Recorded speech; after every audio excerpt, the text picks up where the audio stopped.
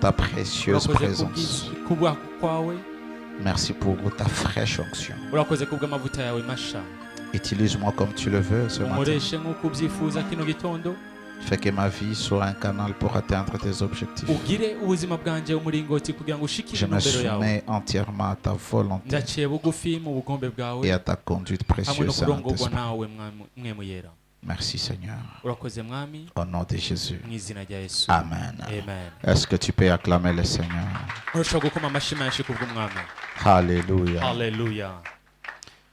Que le Seigneur nous bénisse. Umwami aduhezagire. Nous allons rapidement écouter la parole de Dieu. Twihuse turaza kumviriza ijambo ry'Imana. Notre thème, comme vous l'avez vu, Umutwe w'amajambo nk'uko mwabibonye est intitulé La witiriwe puissance ubushobozi de l'instruction. bw'ibwirizwa. La puissance Ubushobozi de l'instruction. bw'ibwirizwa. Lorsqu'on parle d'une instruction, Igihe bavuze c'est ibwirizwa tout simplement un ordre, n'itegeko, un commandement, ni bwirizwa, une directive ni ukurongorwa ou une prescription canke ni cete émanant de Dieu kiva ku Mana ou d'une autorité canke ku ou d'un burongozi supérieur. canke ku muntu mukuru.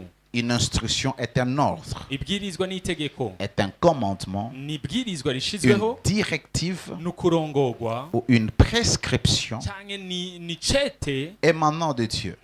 kivuye ku Mana. L'ordre ou la prescription Itegeko canke ibwirizwa vient de Dieu. rivuye ku Mana, Et Dieu nous donne des instructions par les saintes écritures. kandi Imana iduha amabwirizwa biciye mu byanditswe Dieu nous byera. donne les instructions par l'inspiration du Imana Saint-Esprit. iduha amategeko biciye mu kurongorwa namwe mu yera. Dieu nous donne les instructions par notre intuition. Imana iduha amategeko biciye mu kumva kwacu kw'imwemu. C'est là que vous pouvez sentir qu'il faut faire quelque chose. Aho wumva ubwirizwa gukora ikintu Sans que personne ne vous dise. ata muntu yakubwiye, Vous sentez en vous qu'il faut faire quelque chose. ukumva muri wowe ikintu ukwiriye Et gukora. si vous le faites, voici les résultats. Mugikoze ngiyi inyishu, Si vous ne le faites pas, voici les conséquences. mutagikoze ngiyi ingaruka. Là, Dieu met les instructions dans votre intuition sans vous parler. Aho Imana ishira ibwirizwa ryayo mu kumva kwanyu kw'indani itabaganirije. Dieu peut mettre une instruction en vous par vos pensées. Imana yoshira icyumviro cyayo muri mwebwe biciye mu byumviro Vous byanyu. avez une certaine pensée pour faire quelque chose. Mukagira icyumviro cyo gukora ikintu. Ça peut être une instruction de Dieu. Ashobora kuba ari ibwirizwa C'est ry'Imana. pourquoi vous devez veiller sur vos pensées. Niyo mpamvu mukwiye kuba mwama ku byumviro byanyu. L'instruction peut venir comme une conviction, Icyumviro gishobora kuza ari nkaho wemejwe. une assurance à faire quelque chose ou à ne pas faire quelque chose. Ubushizi bw'amanga bwo gukora cyangwa kudakora ikintu. Lorsque Dieu nous parle, nous donne des instructions, il peut venir dans un songe. Igihe Imana ituganiriza iduha amategeko ishobora kuza mu ndoto. Et lorsque nous lisons la vie de Jacob, la plupart des instructions que Dieu lui donnait, Dieu le lui donnait dans le songe. Igihe turabye ubuzima bwa Yakobo, Imana yamuganiriza kenshi mu ndoto. Même quand Hérode était en train de vouloir tuer les enfants, N'igihe Herode yakenera kwica abana, Dieu a donné une instruction à Joseph Imana yayibwirizwa Yosefu pour qu'il prenne l'enfant Jésus kugira ngo afate umwana et Yesu qu'ils aillent en Égypte. bagende i Egiputa. C'était une instruction, Ryari ibwirizwa mais qui est venue dans un songe ou dans une vision. ariko ryaje rivuye mu iyerekwa cyangwa mu ndoto. Dans la vision, Dieu peut vous montrer des images claires. Mu iyerekwa Imana ishobora kuguha amashusho Les nyakuri. songes, souvent, nous les avons lorsque nous dormons. Indoto kenshi tuzigira igihe turyamye, Et les visions, nous les avons lorsque nous sommes éveillés. ariko amayerekwa tuyagira igihe dukanuye. Dieu peut vous donner les instructions par la parole prophétique, Imana ishobora kubaha ibwirizwa biciye mu ijambo par une ry'ubuvugishwa, parole de sagesse. biciye mu ijambo ry'ubwenge, Il vous dit ce que vous devez faire. ikababwira icyo mukwiriye C'est gukora. comme ça que Joseph, lorsqu'il était en Égypte, Uko niko Yosefu igihe yari i Misiri, après avoir interprété le songe du roi, inyuma yo gusobanura indoto z'umwami, il a donné les instructions comment est-ce que les choses doivent se faire pour arriver à des résultats, pour arriver à l'abondance quand il y aura famine. atanga amategeko y'ukungena ibintu bikwiriye gukorwa kugira ngo haze umwuzure igihe cy'inzara. Comme je l'ai dit que l'instruction venait de Dieu et aussi d'un supérieur, Nk'uko nabivuze yuko ibwirizwa riva ku Mana cyangwa umuntu nous mukuru, pouvons recevoir des ordres, des recommandations, des prescriptions ou des instructions venant de nos parents. dushobora kugira amategeko cyangwa amabwirizwa avuye ku babyeyi bacu. Les enfants à la maison, on le donne donne des instructions. abana imuhira ukabaha amabwirizwa. Il y a l'instruction qui est l'éducation, l'ensemble des connaissances qu'on donne à une personne. Ugashyiraho nk'ikintu cy'indero umuntu agira. Mais je ne parle pas de cet aspect d'instruction. Ariko rero sindiko ndavuga muri uyo muco. Nous allons à l'école pour être instruits, Tujya ku ishuri kugira ngo twige, pour acquérir la connaissance. kugira ngo tugire ubumenyi.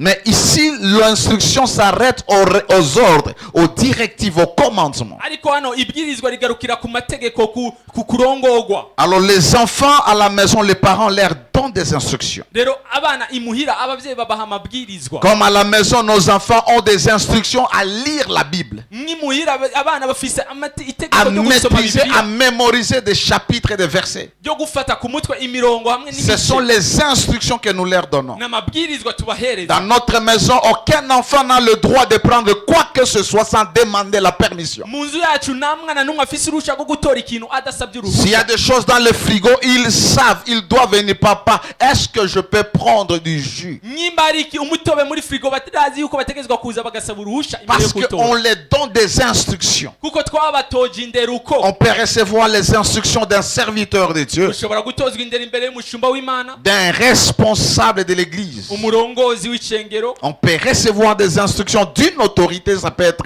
au travail. Ushobora guhabwa itegeko biciye ku murongozi wawe ku kazi. Même quand nous sommes malades, nous allons à l'hôpital, les médecins nous prescrivent des médicaments. Ils nous donnent les instructions comment prendre les médicaments. N'igihe tugwaye abaganga baduha itegeko ry'ukungene dukwiriye gufata uyo muti. Lorsque nous allons à l'école, les enseignants, les directeurs, ils nous donnent des instructions. Igihe tugiye ku ishuri abarongozi b'ishuri baduha amategeko Qu'à telle heure, nous devons arriver. yuko ku isaha runaka À telle heure, nous dukwiriye devons nous reposer. ku isaha runaka À dukwiriye telle heure, nous kuruhuka, devons rentrer à la maison. ku isaha runaka dukwiriye gutaha imuhira. On peut recevoir les instructions à partir du fabricant d'un objet. Ushobora guhabwa amategeko biciye mu muntu yakoze ikintu C'est runaka. pourquoi tout ce que nous achetons, que ce soit les appareils, les téléphones, Niyo mpamvu ico dugura cyose yaba amatelefone nous yaba trouvons ibindi, une petite notice à l'intérieur où il y a les instructions à lire bien avant d'utiliser l'appareil. dusangaho icete c'uwagikoze adutegeka ukugisoma imbere yo gukoresha ico kintu. Parce que l'instruction est très capitale dans la vie d'une personne. Kuko itegeko ni ikintu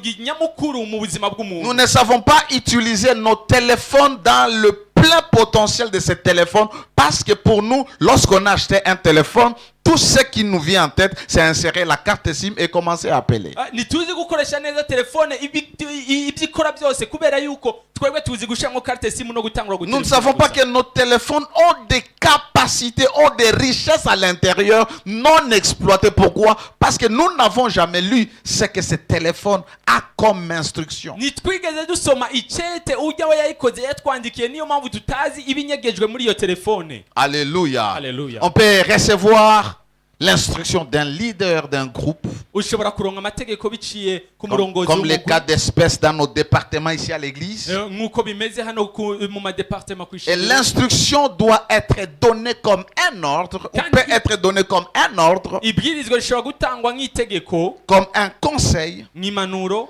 comme une recommandation nk'ikintu usabwa ou comme une directive.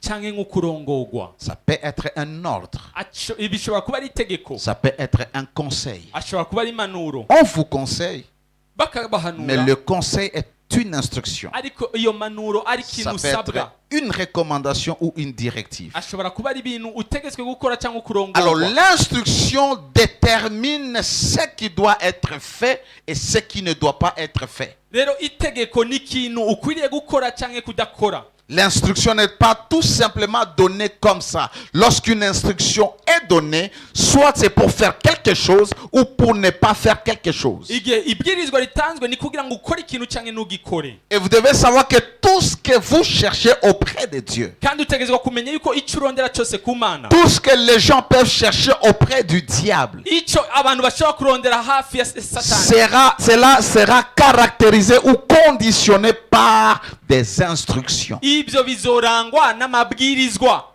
Vous ne pouvez jamais recevoir des choses importantes auprès de Dieu. Ntimushobora kuronka ibintu bikomeye imbere y'Imana. Et même si c'est Satan qui doit le donner, vous ne pouvez pas les recevoir Nawe yoba ari Satani ntimushobora kubironka si vous ne suivez pas les instructions. mudakurikije amabwirizwa. Ceux-là qui sont dans les sciences occultes. abantu bari mu bunyamareba Ils cherchent le pouvoir, ils cherchent l'argent, ils cherchent la notoriété. barondera amafaranga barondera ukubahwa. On leur donne tout un tas d'inscriptions à suivre, des préceptes, des recommandations, des conditions à observer. babahereza amategeko amabwirizwa yo kwitondera. Alléluia. Haleluya. Ainsi chez Dieu, uko niko no ku Mana Jésus a tout accompli. Yesu yarakoze byose. Il y a des choses que vous n'allez pas recevoir. hari ibintu ari utazokwigera uronka. Il y a des niveaux que vous n'allez jamais atteindre hari urugezi utazokwigera ushikamo si vous ne suivez pas les instructions. udakurikije amategeko. Dieu est un Dieu d'instruction. Imana ni Imana y'amategeko. Et tout ce qu'il veut faire dans ta vie, que ce soit la délivrance, que ce soit le miracle, que ce soit la promotion, Dieu va te connecter à des instructions. kandi icyo Imana ikeneye gukora cyose mu buzima bwawe yaba ari igitangaza gushigwa hejuru, Imana iguha amabwirizwa. Parce que la marche avec Dieu kuko kugendana n'Imana est caractérisée par les instructions. byamatanye n'amabwirizwa. Et d'abord, pour tout le monde, les instructions sont contenues dans sa parole. kandi ku muntu wese amabwirizwa ari mu ijambo ry'Imana. C'est pourquoi, lorsque nous lisons Deutéronome chapitre 28, niyo mpamvu igihe dusomye mu gusubira muri kuvayo, la Bible dit, si tu obéis à la voix de l'Éternel, ton Dieu, voici les miracles, voici les bénédictions qui seront ton partage. mu gusubira mu byagezwe Bibiliya yavuga ngo ngibi ibizobimigisha kuri wewe igihe wumviye ku ijambo ryanje. Toutes les promesses de Dieu sont conditionnelles. amasezerano y'Imana yose Et yamatanye il dit n'amategeko. au verset 15, si tu n'obéis pas à la voix de l'Éternel, ton Dieu, voici les malédictions qui te poursuivront. kuri 15 baravuga ngo ngibi ibizogukurikira by'umuvumo niyo utumvira ijambo ry'Imana. La puissance de l'instruction ne se trouve pas dans l'instruction, mais la puissance se trouve dans l'obéissance. ubushobozi bw'itegeko buri mu kumvira. L'instruction, je peux te la donner, itegeko noriguhereza mais elle aura la manifestation de sa puissance ariko rizogaragaza ubushobozi bwaryo lorsque tu l'appliques igihe urikoze ou lorsque tu la rejettes. cyangwa igihe uritaye. Parce que quand l'instruction est libérée, kuko igihe itegeko ritanzwe elle vient avec ta solution rizanana inyishu yawe ou elle vient avec ta punition. cyangwa rikazanana igihano cyawe. Alléluia. Haleluya. Lorsque Dieu veut faire quelque chose, igihe Imana ikeneye gukora ikintu, lorsque Dieu vous donne quelque chose, igihe Imana ikeneye kubahereza ikintu, lorsque Dieu vous dit de faire quelque chose, igihe Imana ibabwiye gukora ikintu, vous devez obéir. mukwiriye kumvira. Alléluia. Haleluya. Si Dieu te dit, après ce culte, commence un jeûne de 3 jours. Si tu te dis, non, je ne me sens pas bien, je veux jeûner le mercredi, tu as désobéi et tu as raté ce que Dieu voulait faire. Imana ikubwiye ngo inyuma y'ano makoraniro gira ukwisonzesha kw'iminsi 3 nawe ukibwira ati nzotangura kuwa 3 wataye kumvira. Parce que Dieu sait que pour toi, pour te guérir de ta maladie, tu dois jeûner, mais tu montres à Dieu des excuses. kuko Imana izi yuko kugira ngo igukize ukwiriye kwisonzesha, ariko wowe weretse Imana ukwiganyira. La marche avec Dieu ukugendana n'Imana est caractérisée kwamatanye par les instructions. hamwe n'amabwirizwa. Lorsque nous lisons la Bible, igihe dusomye les Bibiliya, premières pages de la Bible, ibisomwa bya mbere bya lorsque Bibiliya, nous venons au chapitre 2 igihe tuje ku gice cya du kabiri livre de la Genèse, mu gitabo cy'itanguriro, après avoir créé l'homme, inyuma yo kurema umuntu il va le placer dans un jardin imushyira mu et il itongo, commence à lui donner une instruction. imuhereza amategeko. Parce que dans le projet de Dieu, kuko mu mugambi w'Imana l'homme devait vivre éternellement, c'est-à-dire l'homme n'allait pas mourir. iyo umuntu yari agakwiye kuba ibihe bidashira, Parce qu'il était l'image de Dieu, il était la ressemblance de Dieu. kuko yari ishusho ry'Imana, yari ishushanyo ry'Imana. Il n'y avait aucune loi de la mort parce que la loi de la mort était venue après son péché. nta bwirizwa ry'urupfu ryari rihari, kuko ibwirizwa ry'urupfu ryaje inyuma Et y'icyaciwe. Dieu lui a dit, Imana iramubwira tu vas manger de tous les arbres qui sont dans ce jardin. uzofungura ku byamwa byose biri muri rino tongo, Mais quant à l'arbre de la connaissance du bien et du mal, tu n'en mangeras pas. Les jours où tu en mangeras, tu mourras. C'est-à-dire, l'homme n'était pas destiné à mourir. Imana iramubwira ati umunsi wariye kuri kino giti kiri hagati mu itongo uzopfa. Bisigura uno muntu niyo yarabwirizwa. La mort est venue à cause de la désobéissance d'un homme urupfu rwaje kubera ukutumvira k'umuntu à l'instruction de Dieu. ku ibwirizwa ry'Imana. La puissance de l'instruction. ubushobozi bw'ibwirizwa. Alléluia. Alléluia. Sa puissance, je vous ai dit, ça se trouve dans l'obéissance. ubushobozi bwayo nababwiye buri mu Et kumvira. votre réponse à l'instruction, kandi inyishu yanyu kubwirizwa, votre réaction face à l'instruction icyo mukora inyuma yo kwakira est ibwirizwa un indicateur qui montre qui tu es et qu'est-ce que tu peux avoir ou devenir. ni ikimenyetso cyerekana uriwe cyangwa icyo ukwiriye kuronka n'icyo uzocika. Chaque fois que je te donne les instructions et tu obéis, ce sont des indicateurs qui me prouvent où est-ce que Dieu peut t'amener, où est-ce que tu peux aller. igihe cyose ndagwaye ibwirizwa ukarikurikiza ibinyereka aho Imana ishobora kugushitsa. Dieu veut faire des choses avec nous. Imana ishobora gukora ibintu hamwe natwe. Dieu nous donnera toujours des instructions. izoduhereza minsi yose amabwirizwa. Laisse-moi te choquer. reka ndagutangaze, 70% ibice 70% ou même 80% cyangwa se ibice 80% de tes problèmes, by'ibibazo byawe ce n'est pas parce que tu ne pries pas. suko udasenga, Ce n'est pas parce que tu ne jeûnes pas. suko utisonzesha, Ce n'est pas parce que tu ne lis pas la Bible. suko udasoma Bibiliya, Ce n'est pas parce que tu ne viens pas à l'église. suko utaza kwishengero, Ce n'est pas parce que tu ne cherches pas la face de Dieu. suko utarondera mu nyonga h'Imana. Toutes ces choses sont bonnes. Ibyo bintu byose ni byiza, Mais il te manque une chose. ariko urabura ikintu, L'obéissance. ukumvira.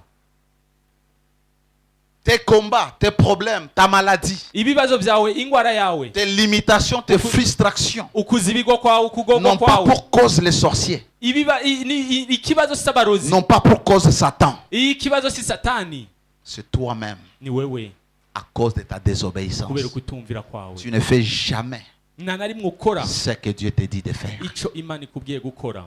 Lui-même, wenyene par l'entremise de ses serviteurs, biciye mu bashumba bayo, par la conviction, biciye mu kwemezwa, tu as toujours des excuses. wamufise ibyo Tu ne witogera. respectes pas, ntiwigera wumvira, tu n'obéis pas ntiwigera wubaha aux instructions du Seigneur. amabwirizwa La y'umwami. mort est venue urupfu rwaraje parce que quelqu'un a désobéi. kubera umuntu atumviye. Tu ne sais pas ce que tu traverses, ntuzi ibyo uri kuracamwo, que la cause, yuko impamvu c'est la désobéissance. ni ukutumvira. C'est facile de blâmer les gens. biroroshe kuvuga abantu, N'est-ce pas? C'est facile de blâmer les gens. biroroshe kuvuga abantu, Mais on ne sait pas que notre percée, ariko ntituzi yuko ukujabuka kwacu, notre délivrance ukuboka kwacu est conditionnée kwamatanye par l'obéissance hamwe no kumvira aux instructions. ku mabwirizwa. Dieu a voulu sauver le monde. Imana yashatse gukiza isi. Aujourd'hui, j'ai décidé de ne pas lire trop des versets, mais de vous les donner. Genèse 6, 14. Itanguriro 6:14. Dieu décide de sauver la race humaine. Imana ifata ingingo yo gukiza abantu Parce qu'il y a la méchanceté qui remplit la terre. kuko hari ububi bwuzuye isi. Et Dieu choisit un homme qui s'appelle Noé. Imana itamwe umugabo yitwa Et Nowa, il lui donne une instruction. imuhereza ibwirizwa Fais-toi une arche. ati kora baza ubwato Tu vas entrer là-bas winjireyo pour que je te sauve parce que tu es juste. kugira ngo ndagukize kuko uri umugororotsi. Imaginez si iyumvire yaba Noé Nowa n'allait pas construire ou faire l'arche. atari kubaza ubwo bwato. Dieu voulait sauver le premier monde. Imana yari ikeneye gukiza abantu ba mbere. Alléluia. Alléluia. Il a donné une instruction à une personne. ariko yahereje itegeko umuntu Pour que les déluges ne puissent pas détruire le peuple. kugira ngo umwuzure niwice abantu, Ne puissent pas les détruire lui et sa famille. kugira ngo numwice we hamwe n'umuryango wiwe. Si Dieu veut sauver ta famille, Imana ikeneye gukiza umuryango wawe. si Dieu veut sauver tes enfants ou ton enfant, Imana ikeneye gukiza abana bawe cyangwa Dieu umwana veut wawe. préserver ton entreprise, ta famille, Dieu te donnera des instructions à faire. Imana izoguhereza amategeko ukwiriye gukurikiza. Alléluia. Alléluia. Dieu te dira ce qu'il faut faire Imana izokubwira icyo ukwiriye et gukora ce qu'il ne faut pas faire. n'icyo udakwiriye gukora. Il va te dire construire l'arche, Izokubwira ati baza ubwato, un lieu de refuge. ikibanza cy'ubuhungiro, Mais tu dois obéir. ariko ukwiriye kumvira. Parce que si kuko atari uko, Noé allait dire je ne construis pas, iyo Nowa yavuga ati ndabubaza, il allait périr avec les impies. yari kwicwa hamwe n'abahumanye. Alléluia. Alléluia. Lorsque Dieu veut vous épargner de la destruction, de toute forme de calamité, igihe Imana ikeneye kubakiza, kubacungura, il vous donnera une ou plusieurs instructions. izobahereza itegeko cyangwa amategeko. Alléluia. Alléluia. Je me rappelle, Ndibuka en 2015, muri 2015. Alléluia, Alléluia. Tout le monde avait envie de quitter le pays. bose bari bakeneye guhunga igihugu. Nous-mêmes, nous en avions envie. Natwe twari tubikeneye. Le Seigneur nous a dit, Umwami aratubwira restez. gumaho. Pourquoi? Kubera iki? L'instruction. Ibwirizwa. Et après, on a appris qu'il y a des familles qui étaient parties. Inyuma yaho tumenya imiryango yagiye. Une maman était partie avec 5 enfants. Umumama yagiye afise abana batanu. Elle était retournée avec 2. Ariko agarukana na babiri. Dans moins d'un mois, Mu kiringo elle kitarenze a kwezi perdu 3 enfants. yatakaje abana batatu. Ton succès Aho ukuranirwa n'est kwawe pas dans la multitude de tes prières. ni kuri mu bwinshi bw'amasengesho yawe. Ton succès Ukuroranirwa est kwawe dans ton obéissance kuri mu à la voix kumvira de Dieu. kwawe mu ijwi ry'Imana. Tu peux prier sans écouter Dieu. Ushobora gusenga Tu utumviriza peux Imana. prier sans faire ce que Dieu te dit de faire. Ushobora gusenga udakora icyo Imana yakubwiye. Aller seulement dans une retraite, Kujya gusa mu kwiyerera dans une prière, mu masengesho, entrer en jeûne kwinjira mu kwisonzesha doit être une instruction, bikwiriye kubibwirizwa, pas un souhait. apana icyifuzo. Je Merci pense, papa. je pense qu'il faut jeûner 3 jours. Ndibaza yuko ari kwisonzesha iminsi Je itatu. pense que je dois jeûner 2 jours. Ndibaza ko no kwisonzesha iminsi ibiri. Il faut que je jeûne une semaine. Atereka nisonzesha indwi. Et c'est ton souhait Mbega ni icyumviro ou c'est cyawe une instruction? cyangwa C'est n'ibwirizwa. pourquoi beaucoup de jeunes Niyo mpamvu akwisonzesha sans kwinshi résultat. atanyisha Parce que tu ne ugufise. fais qu'un voyage, une promenade, Kuko ugira ugutembera, une visite dans la présence de Dieu. ukugendera ubwiza bw'Imana. Quand Dieu te donne une instruction, Igihe Imana iguhaye il a ibwirizwa des choses à te dire. ifise ibintu byo La kukubwira. première instruction vient Ikintu cya mbere ingo dans ma présence. mu kubaho kwanje. Quand tu es là, Igihe uri aho il dit, par rapport à ce combat, muri iyi ntambara, voici ce qu'il faut faire. ngibi ibyo ukwiriye Va gukora. voir l'homme de Dieu, Genda uraba umukozi w'Imana, dis-lui ça. umubwire ibyo, Il va te donner l'huile. azoguhereza Il va amavuta, prier pour toi. Il azogusengera, va te dire seulement que Dieu te bénisse. azokubwira Imana Et iguheze. tu arrives dans mon bureau, Ugeze mu biro tu as byanjye, parlé pendant 30 minutes. wavuze iminota 30, Et à la fin de la journée, inyuma je dis, j'ai compris que Dieu te bénisse. nkakubwira ati nabitaho Imana iguhezagire, C'est fini. bikaba birarangiye. Alléluia. Haleluya. Dieu ne fait rien sans instruction. Imana ntakikora atabwirizwa. Tout ce que Dieu veut réaliser avec toi de grand Icyo Imana ikeneye gukora cyose gikomeye va te demander l'obéissance à ses instructions. izo gusaba ukumvira amabwirizwa yayo. Alléluia. Haleluya. Dieu a voulu bénir un homme. Imana yipfuje guhezagira umuntu. Genèse chapitre 12 à partir du premier verset. Itanguriro 12 guhera ku murongo wa mbere. Dieu veut bénir Abraham, Imana ikeneye guhezagira qui Aburahamu. jadis était Abraham. Ubu bwa mbere na mbere yari Aburahamu. Alléluia. Haleluya. Abraham, Dieu, qu'est-ce que Dieu va lui dire?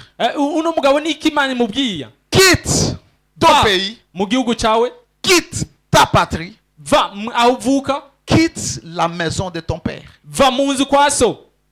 Je peux dire ceci. Ndashaka kuvuga kuno. Quitte ton pays, Va mu gihugu cyawe, quitte ta ville, va mu gisagara cyawe, quitte la maison de ton père. va mu nzu kwa so. Et va dans un pays que moi je t'indiquerai. Uje mu gihugu jewe nzo kurongoreramwo. Deux fois, lorsque Dieu vous donne des instructions, c'est bizarre. Igihe Imana ibahaye amategeko biratandukanye, C'est dur et difficile. biragoye. Imaginez maintenant, Dieu me dit, quitte ce pays et va là où je vais t'indiquer. C'est-à-dire, je commence la marche. Wibaze Imana imbwiye ngo va nga uje mu gihugu ndakubwiye Je ngenda. commence à aller. Je ne sais pas si c'est à Gitega, Ibisigo ya sinzi nyimba ari Gitega, si je dois continuer à Mouinga, sinzi kari Muyinga, si je dois traverser la frontière. sinzi ko njabuka. Ce sont des instructions difficiles à comprendre. N'amabwirizwa agoye gutahura. Et chaque fois que Dieu nous donne des instructions, nous voulons d'abord comprendre, réfléchir, Igihe Imana iduhereje amategeko tugakenera gutahura, avoir le plan B. kugira imigambi ya kabiri. Quitte. Soka. Cet homme n'est pas n'importe qui. Uno mugabo si wari we wese. Il est un homme déjà établi. N'umugabo ashitse. Il est un homme considéré. N'umugabo yubashwe. Il est un homme avec une famille. N'umugabo ufise umuryango. Il a sa femme, Afise umugore wiwe. il a ses serviteurs, Afise il abashumba. a des biens. Afise Et ibyiwe. Dieu lui dit quitte Imana imubwiye ati vers sohoka. le pays que je t'indiquais. Uje mu gihugu ndakurongorera. Va là-bas. Ujaho. Les instructions de Dieu des fois sont incompréhensibles. Amabwirizwa y'Imana rimwe na rimwe natahuritse. Tu ne peux pas les comprendre. Ntushobora kuyatahura. C'est pourquoi toi tu veux toujours comprendre Niyo ce mpamvu- que Dieu veut faire. Wewe misi yose ukeneye gutahura icyo Imana ikeneye gukora. Pour comprendre Dieu, personne ne comprendra Dieu. Dieu n'a pas été fait ou Dieu n'a jamais existé pour être compris. Nta n'umwe ashobora gutahura Imana. Imana niyo yagizwe kugira ngo itahurwe. Que tu pries, que tu sois habitué à démontrer à des visitations, tu ne comprendras jamais Dieu. usenge umenyere kugaragaza ubushobozi bw'Imana nuzokwigera utahura Imana. Moïse pensait qu'il comprenait Dieu, sa manière, mais à la fin, il a compris que Mungu hawezi ukamwelewa. Mose yaribaza yuko azi Imana atahura Imana ariko mu mpera yaratahuye ko Et Imana une manière de comprendre Dieu, c'est de savoir que tu ne peux pas le comprendre. uburyo bwo gutahura Imana ni kumenya yuko udashobora kuyitahura. Quelle instruction difficile. Mbega ibwirizwa rigoye. Quitte ta famille. Va mu muryango. J'ai déjà expérimenté. Quand je devais venir au Burundi, Igihe nakwiriye kuza i Burundi ce n'était pas facile. ntibyari byoroshe. Pourquoi? Kubera iki? Je suis dans un monde que moi je suis habitué. Nari mu isaha C'est menyereye. là qu'il y a ma famille, c'est là qu'il y a mes amis. Tout pour moi c'est là-bas. Niho hari abagenzi banje, niho hari umuryango Comment est-ce que byose. je vais aller au Burundi? Gute ndi buje i Burundi? Mais Dieu savait pourquoi je devais venir au Burundi. Ariko Imana yari izi kubera iki nkwiriye kuza i Burundi. Dieu savait. Imana yari ibizi. C'est ici Ni hano que je devais travailler. nategezwa gukora. C'est ici Ni hano que je devais me marier. nategezwa C'est kurongorerwa. ici Ni hano que je devais avoir les enfants. nategezwa kugira abana. C'est ici Ni hano que je devais commencer à accomplir le but de ma vie. nategezwa gutangurira intumbero y'ubuzima bwanje. Et je me dis, si je n'allais pas venir, Ndibwira ati iyo naza je pouvais être déjà un ivrogne, nashobora kuba nabaye imborerwa ikomeye, un impudique pro max umusambanyi ukomeye, et peut-être déjà enterré. bishoboke naramaze no gupfa. L'instruction. Ibwirizwa. Il y a des gens qui doivent quitter. Hari abantu bakwiriye kuvaho. Dieu peut t'instruire de quitter cette église. Imana ishobora kukubwira kuva muri no Tu sais shengero. ça. Urabizi? Et quand tu restes ici, Igihe ugumye aha tu perds. ugatakaza. Parce qu'il n'y a rien pour toi ici. Kuko atana kimwe gihari iwawe. Mais ne quitte pas parce que tu penses que Dieu t'a dit. Ariko ntuveho kubera wibaza ko Imana yakubwiye. Parce que tout le monde n'écoute pas Dieu. Kuko bose ntibumva Imana. D'autres personnes s'écoutent. Abandi bariyumva. Unajisikia, Ukiyumva. unafikiri ni Mungu. Ukibaza ngo ni Imana. Parce que Dieu parle dans tes intentions, Dieu parle dans tes pensées. Kuko Imana iganiriza ibyumviro byawe, Imana iganiriza Mais tu dois avoir le discernement de savoir que ça ce sont mes pensées ou ça ce sont les pensées de Dieu. ariko utegezwa kugira itandukanizo ryo kumenya ibyumviro byawe n'ibyumviro by'Imana. Njoo kwenye shida yako kumsikia Mungu. Niho hari ikibazo Et kumva vous allez écouter les Imana. gens. J'étais en prière, Dieu m'a dit, Dieu ne t'a pas dit. Tu étais en train d'imaginer, de penser, de te dire des choses. Wari uri mu masengesho Imana yambwiye oya niwe Imana ntiyakubwiye wiyumviriye ibintu. Genèse 26, Itanguriro 26 2 à 6. kabiri gushika kuri gatandatu. Lorsqu'il y avait famine Igihe hari inzara dans la ville de Philistins appelée Guérard, mu gisagara cy'Abafilisitiya cyitwa Igerari, il y avait aussi Isaac qui était à Guérard. hari na Isaka yari ari Gerari. Chaque fois qu'il y avait famine, il fuyait. Même son père, il l'avait fui là-bas. N'igihe hari inzara na se Et yarahunga. les gens ont commencé à aller en Égypte. Abantu batengura kuja i Egiputa. Pendant qu'il y a la famine, il y a le désert. Igihe hari ubugaragwa n'inzara. Mais Dieu lui donne une instruction. Ariko Imana imuhereza itegeko. Il dit, tu ne descendras pas en Égypte. Iramubwira ati numanuka i Egiputa. Tu vas rester ici malgré la famine. Uraguma hano ataco bitwaye inzara. Mais voici l'instruction, tu restes. Deuxième instruction, tu dois s'aimer, tu dois planter. Ikintu cya kabiri ngira ibwirizwa rya mbere rya kabiri naryo uteragira. Là où il n'y a pas la pluie, Anatamvuriri. Dieu te dit de planter. Imana ikubwiye teragira. Et il commence à s'aimer. Atangura guteragira. Et les gens le prennent pour un fou. Abantu bamufata nk'umusazi. Et la Bible dit, Bibiliya iravuga. Isaac s'aima. Isaka arabiba. Et il récolta au centuple. Yimbura inchuro ijana. 100 sacs, Imifuka ijana. s'aimait, Yateragiye. produit combien? 1000 sacs. Uteragiye imifuka ijana wimbura ingahe imifuka igihumbi. 1000 sacs, Imifuka igihumbi teragiye. produit 100 millions ou 1 million? 100 000 sacs. Imifuka ibihumbi ijana. Imagine maintenant, uko na kampuni yako, uko tu na saki 1000 ya mchele pale. We rero ibaze ufise ikampuni yawe ufise imifuka ijana. 100 000 sacs. Imifuka ibihumbi ijana. Fournisseur. Et la Bible dit, il a semé Bibiliya avuga ngo et yarateragiye. il a commencé à s'enrichir. Atangura gutunga. Et il est devenu de plus en plus riche. atangura kuba umugabo utunze cyane Jusqu'à ce que les Philistins ont commencé à lui porter envie. gushikaho abifilisitiya bamutangura Ta kumugurisha. prospérité n'est pas dans le commerce, ta prospérité est dans les instructions de Dieu. ukuranirwa kwawe ni kuri mu bucuruzi bwawe, kuri mu Qu'est-ce que itegeko Dieu ry'Imana. te dit par rapport à tes affaires? Niko Imana Qu'est-ce que tu dois ikubwiye faire? bivanye n'urudandazwa urimo, niko ukwiriye gukora. Les affaires dans lesquelles tu es parti te jeter, est-ce que c'est Dieu qui t'avait dit d'aller là-bas? urudandazwa wagiyemwo mbega n'Imana yakubwiye kujaho. Tout ce que tu fais, Icyo ukora cyose est-ce que c'est Dieu qui t'a dit? mbega n'Imana yakubwiye. Et Isaac Isaka a suivi l'instruction acakurikiza qui a ibwirizwa. changé sa vie. On n'a jamais dit qu'il était riche. Ntibigeze bavuga ko yari atunze, Mais à partir de l'instruction, ne va pas en Égypte, reste ici. ariko biciye mu ibwirizwa Je vous ai dit, n'ugiye les instructions de Dieu, vous n'avez pas à les comprendre, vous n'avez pas à réfléchir. Parce amabwiriza que tu ne y'Imana peux pas me dire, nukeneye kuyatahura, nukeneye dans un désert, dushobora kumbwira mu que bugaragwa j'aille semer la semence. ngo nje kuhateragira, Mais à cause de l'obéissance, ariko kubera la ukumvira Bible dit cet homme allait s'enrichissant de plus en plus. uno mugabo ngo Bibiliya ivuga ngo Jusqu'à yaratunze ce que les Philistins gushika abafilisitiya lui ont porté envie. bamugirira ishari.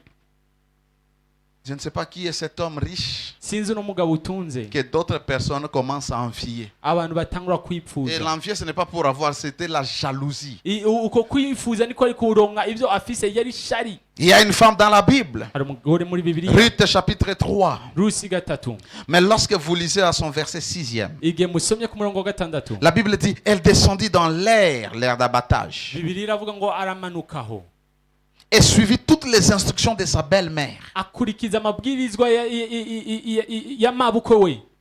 Cette femme était veuve. Uno mugore yari umupfakazi, Cette femme était pauvre. uno mugore yari akenye, Cette femme était maudite. uno mugore yari avumwe, Elle était frappée par les démons de célibat pro max. yari yakubiswe n'amadayimoni y'ukutubaka.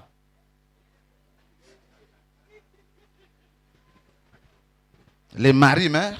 Umugabo arapfuye, Il n'y a pas d'autres maris. nta wundi mugabo ahari, Dans leur famille, là, on ne se mariait pas. muri iyo miryango yabo C'est ntibubaka. pourquoi Naomi a dit, vous allez attendre que je donne encore des enfants, qu'ils grandissent pour vous marier. Rentrez. Aramubaza ati mwebwe murarindira jewe nsubire Sinon, kubyara je vais te suivre. nimutahe. Aravuga atoya Mais ndagukurikira. arrivé à Bethléem, Ageze i Betelehemu, sa belle-mère lui dit, mabukwe we aramubwira, il y a Boaz qui est notre parent. hariyo Bowazi ari inshuti yacu, Nous avons des parentés avec lui. dufise turi mu miryango. Et lui seul a le droit de racheter, c'est-à-dire il peut racheter et les champs et les biens et les personnes qui appartenaient à ses frères. kandi niwe ashobora kugura ibyiza n'ibintu byose byari bya bene se. Alors cette nuit-là, ses servantes vont aller glaner, ramasser les récoltes de blé ou de l'orge. Rero ino joro inshoreke ziragenda gutoragura ibyakorotse. Toi aussi, va là-bas. Nawe ujaho, Quand il va se coucher, igihe ari buryame va enlever ses souliers genda umukure et inkweto dors là-bas. hama uryamaho. Instruction. Ibwirizwa, Quitte ici. va hano, Je n'ai pas de mari. nta mugabo mfise, Va là-bas. genda hariya, Voici ce qu'il faut faire. ngibi ibyo ukwiriye gukora. Délace ses sandales. Umukure isandare ze, Et le reste va venir. hama ibikurikira biraza. Elle a fait exactement ce que la belle-mère lui a dit. Toutes les instructions de sa belle-mère. Acakurikiza iyo mabwirizwa mabukwe we yamuhayereje. Quand elle est rentrée d'abord à la maison le matin, Igihe yataha imuhira on lui a donné 6 mesures de bamuhaye blé. iyo mifuko. Hein. Les mesures étaient des unités. Bamuhaye ibiro. On peut dire une mesure avait entre 25 et 30 kilogrammes. Dushobora kuvuga yuko ibyo biro byashika ku biro 30. Quand elle allait glaner, parce qu'après la récolte, il y a des restes, n'est-ce pas? Imbere yo gutoragura Parce que c'est ibyashikaye, la loi de Dieu. Dans Lévitique, on dit, lorsque vous avez fait des récoltes, vous devez laisser quelque chose pour que les pauvres viennent aussi ramasser, afin qu'ils aient quelque chose à manger. Alors lorsque Ruth allait là-bas, elle allait comme une pauvre qui doit ramasser quelque chose pour sa maison. igihe Rusi yagenda aho yategezwa kugenda aho nk'umukene agiye gutoragura ibyasi byasigaye kubw'inzu yiwe. Mais lorsqu'elle a rentré, elle est venue avec plus de 300 kilos de riz ou de blé. Ariko igihe yataye yagarukanye ibiro birenga amajana 3. Instruction. Non seulement on lui a donné la nourriture, elle est devenue la femme de Boaz. Ibwirizwa atari uko gusa bamuhaye Et imfungurwa. Boaz a donné naissance à Obed.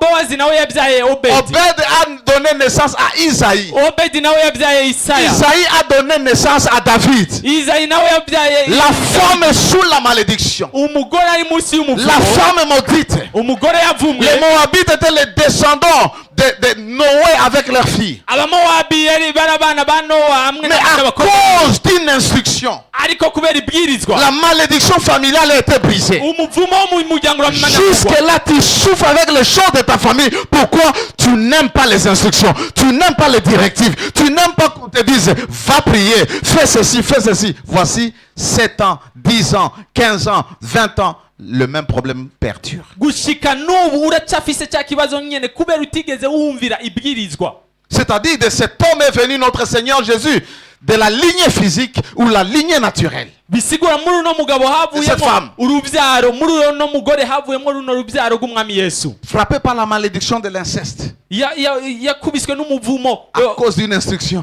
kubera ibwirizwa. La malédiction Umuvumo a été brisée. uramenagurwa. Tu souffres Uragowe à cause de ta kubera désobéissance. ukutumvira kwawe. Tu es encore malade jusqu'à maintenant Uracyagwaye gushika à cause de n'ubu ta désobéissance. kubera ukutumvira Tu es kwawe. encore dans le même statu quo Uracyari muri kwa kugumbana à cause de nyene la kubera désobéissance ukutumvira aux instructions données. amabwirizwa wahawe.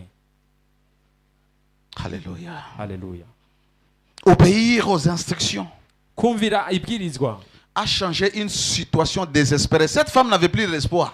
Uno mugore nta byizigiro agifise. C'est parce qu'elle aimait seulement sa belle-mère qu'elle s'est attachée à sa belle-mère. Nuko gusa yakunda amaboko we yamatanye nawe. J'aime le premier verset. Ndakunda umurongo wa mbere. C'est que le premier verset, la Bible dit, Naomi voulait son bonheur. Umurongo wa mbere uvuga ngo Naomi yipfuza umunezero we. C'est comme ici, je veux ton bonheur. Ni ngano nipfuza Je umunezero veux wawe. que tu t'épanouisses. Nifuza Je veux kuroranirwa. que tu avances. Nifuza kutera Je imbere. veux que tu sois béni. Nifuza Que tu kwezagirwa. sois en bonne santé. Kuba mu magara C'est ce meza. que nous prions lorsque nous prions pour vous. Nicyo dusenga igihe Nous tugusengera. demandons de bonnes choses. Tubasabira ibintu byiza. Mais Dieu vient. Ariko Imana ikaza. Allez dire à mon fils Genda mu mubwira de w'umwana faire wawe ça.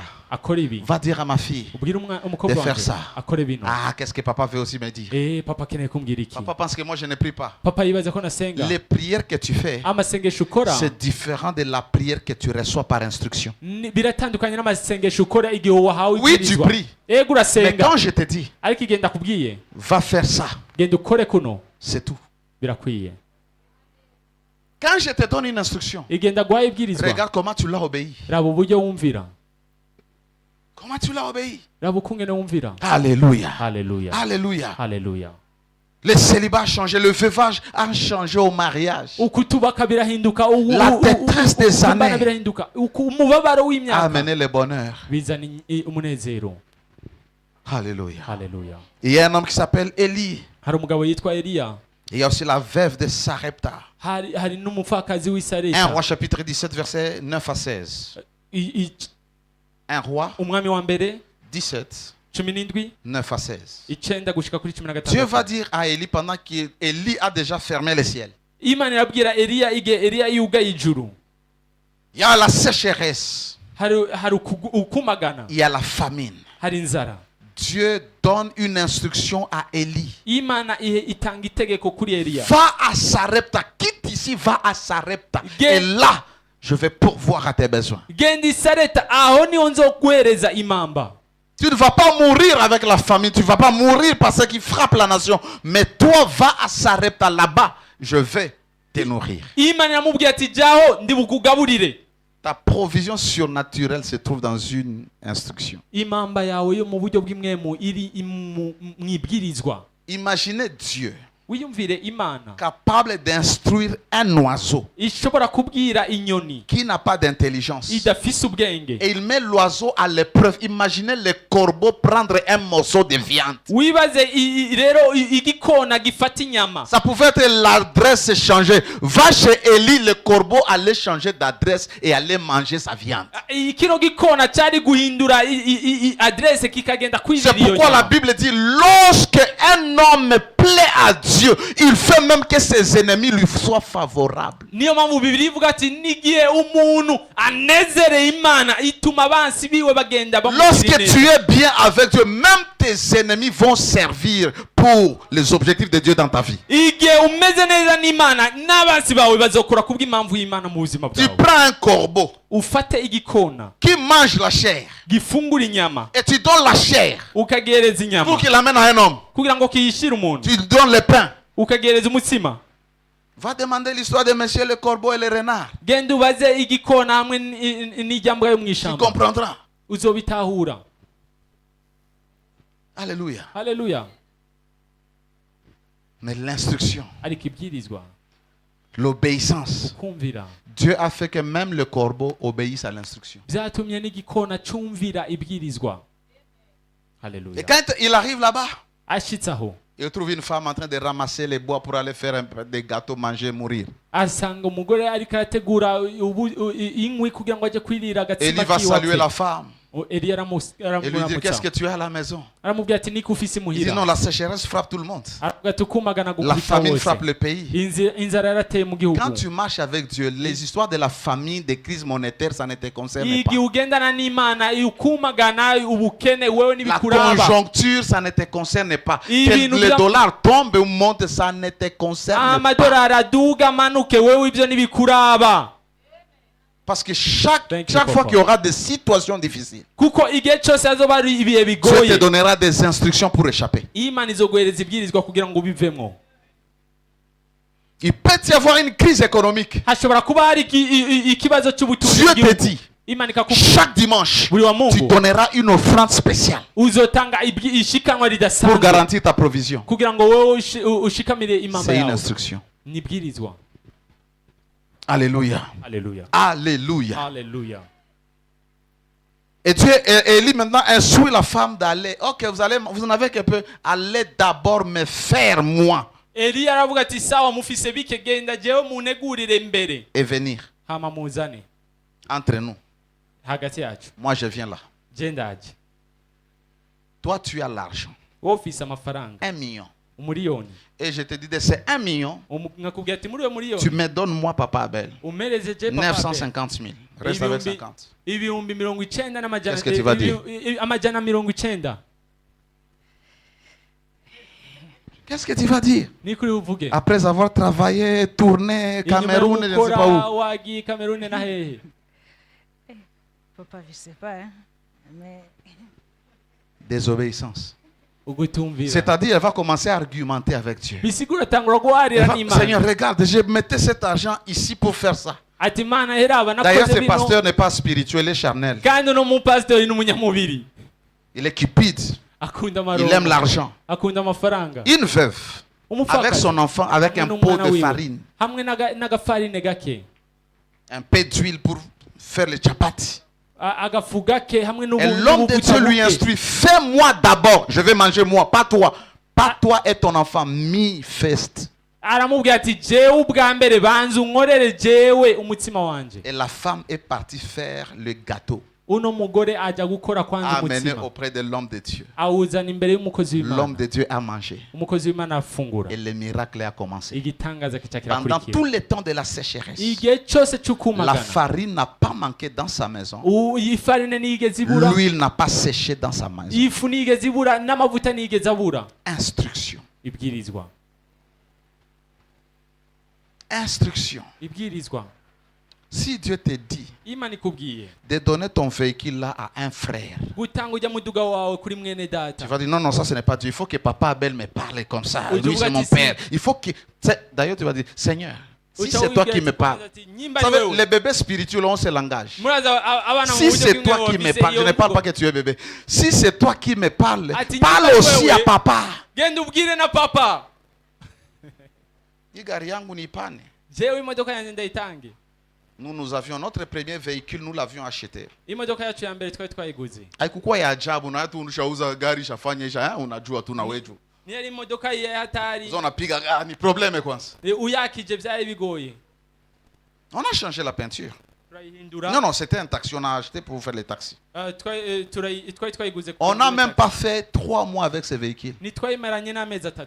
Dieu nous a dit, Imana iratubwira vous allez prendre ces véhicules, murafata iyo modoka vous allez peindre, muyisige changer la couleur, muyihindure irangi et vous allez donner à mes serviteurs. hama muyihereze abakozi banje. Et nous sommes allés, Turayigenda nous avons changé la peinture, turahindura ibara nous avons pris les documents, turafata impapuro nous sommes allés turagenda faire le transfert turatanga et céder les véhicules. turashikana iyo modoka. À notre niveau, Ku rugezo rwacu ilikuwa kimbarambara. byari bigoye Lakini tulipanaka juu ariko Mungu alisema. twarayitanze kuko Imana ibivuze. C'était pas passé 4 mois. Ni haheze amezi 4 Comme par miracle, Mu quelqu'un nous a amené gitangaza.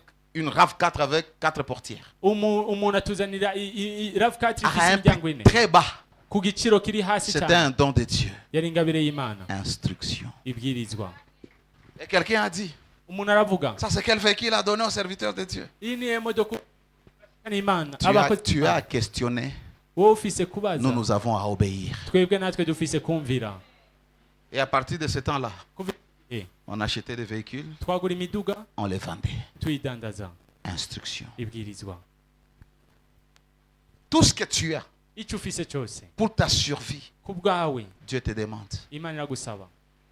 Nous voulons acheter la parcelle. Tu as une parcelle, une grande parcelle. Il n'y a pas tout mon gagara, pas mon industriel. Dukeneye kugura parcelle niniya. Si Dieu te dit de s'aimer ça, Imana ikubwiye gushikana tu parcelle vas yawe. argumenter ou tu vas vouloir comprendre. Uzobaza canke uzotahura wumvire. La puissance de l'instruction Ubushobozi ne bw'ibwirizwa se trouve pas dans l'instruction, ni buri mu mais bwirizwa dans l'obéissance de la ariko personne qui écoute mukumvira l'instruction. ku muntu yumvirije iryo bwirizwa. Alléluia. Haleluya. L'autre miracle, Igitangaza kindi 2 Rois 4, iri 4 3 à 4. gatatu gushika kuri 4. C'est une veuve Umupfakazi dont le mari était mort. umugabo yari yapfuye. Le mari était prophète. Umugabo yari umuvugishwa. Il était connu par Élie. Yarazwi hamwe Il était comme un fils spirituel à Élie. yari umuhungu w'umuvugishwa. Parce qu'il dit, mon serviteur, ton serviteur, tu connais que mon mari, ton serviteur, craignait Dieu. C'est-à-dire qu'il était dans l'école des prophètes. Yaravuze ati umugabo wanje umukozi wawe yaratinye Imana. Et voici le créancier venu, il a pris mes enfants. Atera aba rero umwishywa Non seulement je viens de yaje. perdre mon mari, et on m'a pris aussi les enfants. Atari ko gusa nakaje umugabo wanje ariko Et je n'ai rien à la maison à part mes petits-enfants là, hein, le tout petit, les jeunes. ati naco mfise muhira atari bajya abana batoyi cyane. Et l'homme de Dieu lui a dit, Umukozi w'Imana amubwira qu'est-ce que tu as à la maison? niko ufise muhira. J'ai un peu d'huile. Ati mfise ubuvuta buke. Première instruction, Ibwirizwa rya mbere va emprunter, va demander ati genda des usabe. vases vides. Indobo zigaragara. Les instructions sont précises. Imibindi igaragara ibwirizwa ryemejwe. Mungu ananiambia niingie maombi. Imana Juu ingiye ninjye mu ya masengesho. nini? Yiki. Mungu asemi ovyo. Imana nivugira ubusa. Mungu ananiambia niingie maombi. Imana imbwiye ninjye mu masengesho. Nisiseme na mutu. Simvugisha umuntu. Juu ya nini? Kubera iki? Mungu ananiambia niingie maombi. Imana imbwiye ninjye mu masengesho. Nisiepige muswaki. Sinikore. Juu ya nini? Kubera iki? Pose la question. Bazi ikibazo. Quand tu écoutes Dieu, Igihe wumvirije c'est Imana pourquoi ni faire. kugira ngo ukore iki? Thank you papa. Dieu ne parle pas par plaisir. Imana nivuga gusa Je sais que Dieu parle toujours, mais pourquoi il te parle? Ndazi ko Imana ivuga misi yose ariko kubera iki kuvugishije? Demande, instruction, Vaza. demande des vases vides à tes voisins et en plus en grande quantité. Ibwirizwa genda usabe imibindi bagenzi bawe kandi La veuve était responsable de son miracle. Elle était le responsable de la grandeur de son miracle. Si elle se limitait, Dieu allait se limiter. uno mupfakazi iyo yakazibira Imana yari kuzibira. Deuxième instruction, ferme la porte sur toi et sur tes enfants. Ici, ce n'est pas fermer la porte de la maison parce que ça n'a aucun sens. On n'a pas besoin de fermer la porte pour avoir un miracle. Ibwirizwa rya kabiri ati ugara umuryango inyuma yawe si ukugara imiryango kugara. Parce que l'instruction devait être ferme la porte de la maison. Entre toi et tes enfants, ferme la porte de la maison. Kuko ibwirizwa ryari rikwiye kuba injira hama ugara Ferme umuryango. la porte sur toi et sur tes enfants, c'est-à-dire C'est une forme de consécration. C'est une manière de se purifier. Qu'est-ce qui constitue des portes dans ta vie? kugara umuryango kuri wowe n'abana bawe ni uburyo bwo kwiyerera. Tes problèmes, c'est parce qu'il y a des portes ouvertes. Ikibazo cyawe nuko hari imiryango yuguruye. Unafungua milango kisi unataka. Wowe ugura imiryango uko ushatse. Funga milango. Ugara imiryango. Troisième instruction, verse l'huile dans les vases. Ibwirizwa rya gatatu, suka rero muri iyo mibindi. Parce que emprunter les vases, c'est une chose. Avoir un pot avec de l'huile, c'est une chose. Mais si tu ne verses pas, il n'y aura aucun miracle. Instructions. Ibwirizwa gusaba imibindi ni kimwe, kugira umubindi ufise amavuta make n'uwundi, ariko gusuka ni kindi. Et mettre de côté ceux qui sont pleins. Gushira iruhande yuzuye. Dernière instruction. Ibwirizwa rya nyuma, Va vendre. genda udandaze L'argent, amafaranga, paye les créanciers. riha ideni, Et le reste, hamya bisigaye vis avec tes enfants. ubeho hamwe n'abana bawe. Ton miracle, c'est que tu cherches, Ibwirizwa ryawe icyo urondera, est derrière une instruction. icyo urondera cyose, igitangaza cyawe kiri inyuma Sois quelqu'un qui y'ibwirizwa. sait poser des questions à Dieu. Ba umuntu azi kubaza ikibazo Imana. Seigneur, que veux-tu que je fasse? Mwami ukeneye ko nkora iki? Maintenant, voici le problème. Ubu ni umwanya ngiki ikibazo. What next? Qu'est-ce que je dois faire? Niki gikurikira, niki nkwiriye gukora? Mais des fois, on n'a même pas le discernement de savoir que non, les choses ne marchent pas. Laissez-moi demander. Pourquoi? Chaque fois que tu entres en prière, au lieu de foi d'aller demander, poser des questions, toi, tu vas avec tes requêtes. Mungu angalia sasa kazi iliisha baba. Nikumbuke amwambie Mungu kazi inaisha nifanye nini? Twebwe rero nituzi kugenda dubaza Imana icyo dukwiriye gukora. Unataka nifundisha nini? Turabaza Imana. Mawazo yako ni nini sasa kwa hii muda? Ukeneye ko nkora iki? Icyumviro cyawe ni iki? Prière, on quitte là-bas. Aussitôt qu'on t'appelle l'argent, oh, tu as besoin de makala. Ariko wowe rero Est-ce utanguye que Dieu kudandaza amakara, t'a dit tutanguye gukora iki? d'investir dans la braise? Mbega Imana yakubwiye udandaza Tout ce amakara. que tu dois faire, Icyo ukwiriye gukora sois cyose, sûr que Dieu va wemezwe ko continuer. Imana Parce que quand yakurongoye. Dieu te donne l'instruction, Kuko igihe Imana iguhaye il ibwirizwa, va protéger ce qu'il te dit. izokurinda mu byo yakubwiye. Merci papa. Parce que maman Esther, elle laisse ce qu'elle est appelée à faire, c'est ça le commerce. Elle n'est pas appelée à prêcher. Mama Esther icyahamagariwe gukora ni urudandazwa si Et ukubwiriza. Dieu protège ces histoires. Imana ikirinda ibyiwe. Les mêmes gardiens allaient prendre les histoires et partir sans dire quoi que ce soit. Uyo mugabo nyene yari gutwara ibyo bintu akigira atana kimwe avuze. Est-ce que tu obéis aux instructions? Mbega urubaha amabwirizwa. Ton problème Ikibazo cyawe persiste kirabandanya parce que tu n'écoutes pas les instructions. kuko utumviriza amabwirizwa. Il y a des gens, Hari abantu et c'est là que ça devient compliqué. aho niho bica bigoranira. Il y a des sœurs, Allez, surtout les sœurs, Hariyo bene data qui bashikaje vont voir maman Abel, y compris toi. bagenda kuraba mama Abeli nawe urimwo, Tu demandes à maman un conseil. ugasaba mama impanuro, Elle te donne l'instruction. akaguhereza ibwirizwa, Tu quittes maman, ukaca uva kwa tu mama viens demander l'instruction chez moi. ukaca uza kumbaza jewe, Parce que tu ne sais pas écouter ce que Dieu dit à partir d'elle. kubera utazi kumviriza icyo Imana yakubwiye. Na mimi unayua, mimi nakuwa mtu mwenyewe unakuwa tu nakwambia ndio c'est bon, fais. Nanjye nca ndakubwira ati kora, Et quand tu as fait ce que moi j'ai dit, igihe ukoze ibyo nakubwiye tu échoues.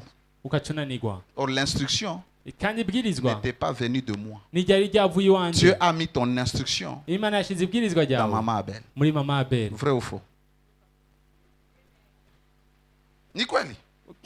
Unatoka kule unaona ya mama ni ya nguvu na kia kwangu mimi. Ukava iwanjye wumvise ibya Papa mama bigoye naregeza ukaca papa iwanjye. iko pasta. Ati papa arorosha ibintu. Papa taku dérouté. Je rero nca ndagutakaza, nca ndawucuzibira, Takupeleka mbali nca na miracle ndagutwara yako. kure y'igitangaza cyawe Tu unaenda na masentiment. kubera ugiye n'ibigumbagumba. Ce que moi j'ai dit, Icyo gihe comme je suis en ndakubwiye, position de leader, kubera ndi mu buryo c'est-à-dire bw'uburongozi, l'instruction doit venir de moi. bisigura ibwirizwa riva Et iwanjye. pourtant la sagesse Dieu peut la mettre dans maman. Kandi ubwitonzi mama yo bugira. Sasa angalia kisi mnafanya kama turu unatoka kwa mama unakuja kwangu. Rero rabo kungene Maman te dit entre en prière, toi tu viens me dire papa est-ce que je peux entrer en prière parce que maman m'a dit. wowe ukaza kwambwira ati mama yambwiye nje mu Tu as mazege, déjà échoué. wamaze kunanigwa. Mimi ukiniambia mimi sina tu sitakwambia unge mprinda, naambia kula mzuri sana. Je nuzi ubimbwiye nca ndakubwira ati fungura, Kisha nitakwambia kwa mercredi nitakuombea, afu nakuombea hakuna kitu nca kinatofanyika Johnny. ndagusengera ariko ntiyagire na kimwe Haukuobéir kiba, instruction. kubera iki kubera ntiwigeze wumvira amabwirizwa. Alléluia. Haleluya. Alléluia. Unaona kuona kwama Urabona hano zimirira Oh rero bakambo. wewe rero Oye bakambo. Oh les tate, Eh, abasokuru, abanyokuru. basokuru. Ça existe? Oui, papa. Hein? Les grands-parents. Basokuru n'abanyokuru. Non, mon grand-père là-bas, tu vois la rivière là qui... Hein? Wowe Covero là-bas, ukitangura Covero, kwerekana la rivière là. Ati- Et ils sacrifiaient des choses, ils mettaient là-bas, c'est pourquoi nous souffrons. Mon frère, basokuru baratanga ibimazi. laisse ces gens tranquilles. Mwene data reka abo Tu bantu souffres. birukira amahoro. Wewe Parce que uragowe tu n'écoutes pas Dieu. kuko utumvira Imana. Oh, Jovile. Ati nuko Dans notre famille, les choses ne marchent pas. mu muryango wacu ibintu Quand ntibigenda. tu es dans le royaume de Dieu, comment ça te conduit? Igihe uri mu bwami bw'Imana ugatangura Parce qu'il est kwirongora. ton berger. Imana ni Et ikurongora le kuko berger ni ne te umurongozi conduira wawe. pas pour te perdre. Kandi umurongozi nakurongora kugira ngo Chaque fois, il va te utakare. montrer la route. Passe ici. Fais ça. Akwereka inzira Fais ça. ati kora Fais ibi ça. kora ibi kora ibi caha. Tu devrais déjà être loin. Wagakwiriye kuba warageze kure. Mais regarde. Raba rero. Il y a un homme dans la Bible, Natafuta kumalizia, mniache nimalizie. Mundeke mperaheze. Il s'appelle Pierre. Yitwa Petero, umugabo muri Bibiliya Luc yitwa 5, Petero. 1 à 7. Et aujourd'hui, j'ai dit, je ne vais pas lire parce que ça me prend trop de temps. Navuze ko n'umunsi nasoma kuko bintwara Je umwanya. vous donne le passage et puis je cite le passage. Ndabahereza umurongo nce ndawuvuga.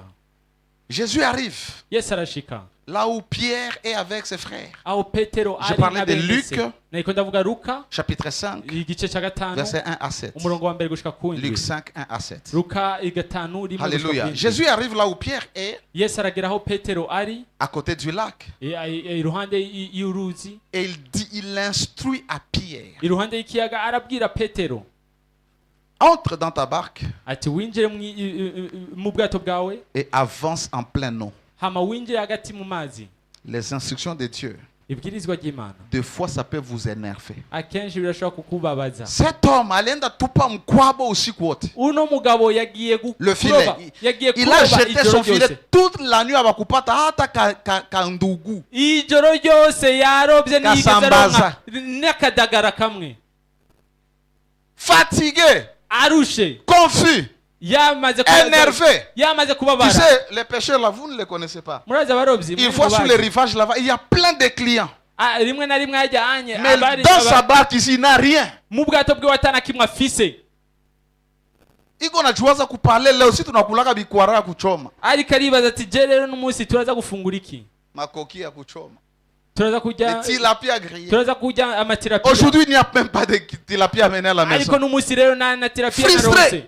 Ababaye. Arrivé au bord, Ageze ku il nkengera trouve un jeune homme asangaho umusore qui lui dit, hey, amubwira ati he rentre là-bas. twasubiye mu Va en mazi pleine eau. tugende hagati mu Et mazi. j'ai parié qu'il n'y avait même pas de moteur dans leur truc. Kandi je ndazi yuko ata moteri yari ihari icyo gihe barasoza Et kabisa. vous voyez qu'il n'était pas content parce qu'il a réagi. Seigneur, nous avons travaillé toute la nuit, on n'a rien reçu. Kandi urabibona yuko rashabuye Nous kuko n'avons rien attrapé yarishyuye umwami toute Yesu la Kristo. nuit. Yaramubwiye ati twebwe nacyo Nous twaronse avons ijoro travaillé ryose, sans rien prendre. twakoze ariko nacyo twaronse, Mais à ta parole, ariko ku ijambo à ryawe, ton commandement, ku itegeko à ryawe, ton instruction, ku ibwirizwa ryawe je vais aller ndagenda et je vais jeter les filets. ndaterera Ton abondance umurengesera est wawe dans l'obéissance. uri mu kumvira kwawe. Il est parti. Aca aragenda Il a jeté les filets. aca arateragira urusenga. Unaka Mungu anataka kukuchanganya, ana violé loi de la nature. Murazi igihe Imana ikeneye kukuzazanira irakuraho ibwirizwa Maintenant, là où nous sommes, quand tu vas au lac, tous les poissons sont partis en bas. uno mwanya turi hano amafi yose yagiye Ils ibwina mu descendent mazi. sous le fin fond. Yagiye ibwina mu mazi. Pendant la journée, les poissons descendent. Ku murango amafi Et la nuit, mw'ijoro remonte sur la surface. aca aduga. Pendant qu'il descendait, Igihe il yamanuka a jeté son filet. yatereye La Bible dit urusenga son rwiwe. filet était rempli Bibiliya ivuga ngo urusenga rwiwe rwari rwuzuye de poissons. amafi.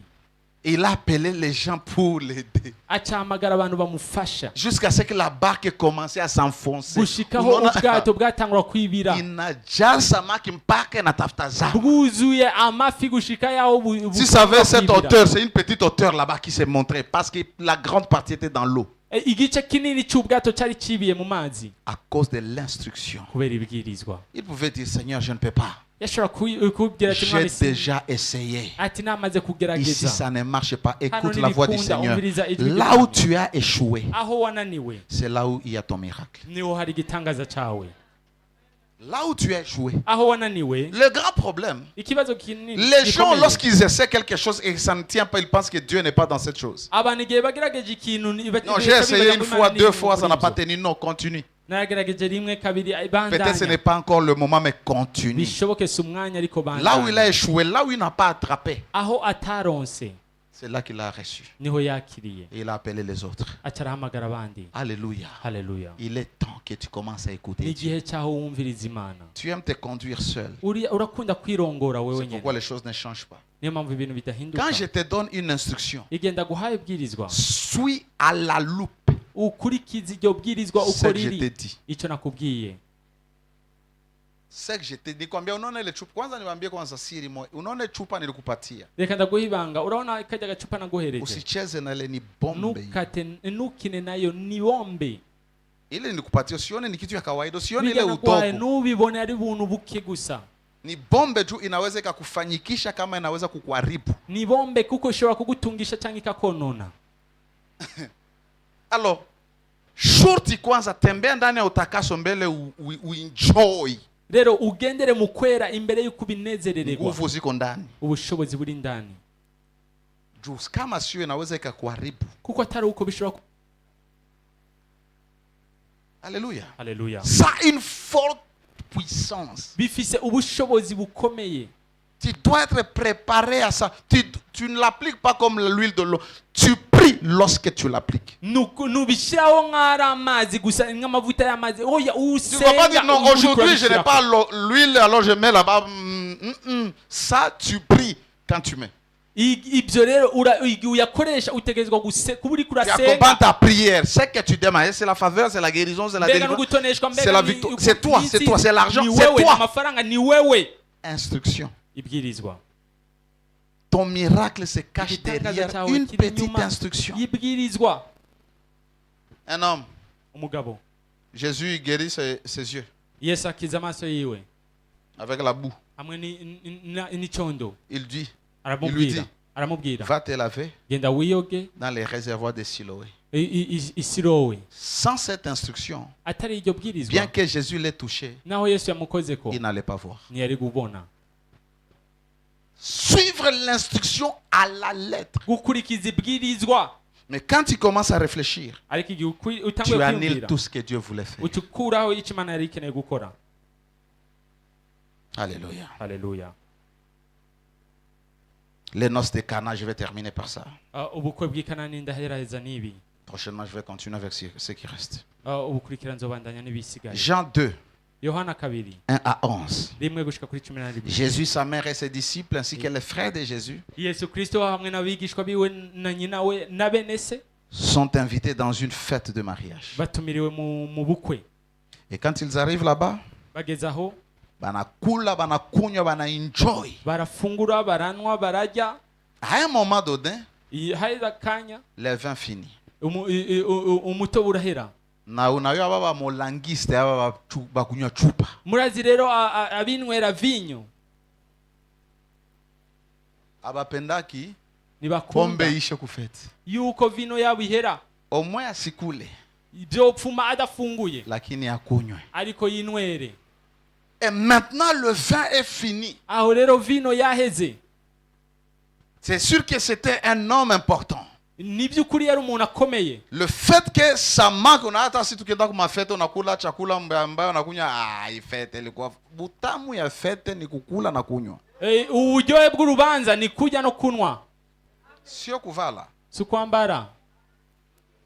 Kama tunakia kufete yako atukunywe atukule tuna kama ulieshuwe. Tuje ku rubanza rwawe nitunwe nituje tuba tuzi ko wananiwe.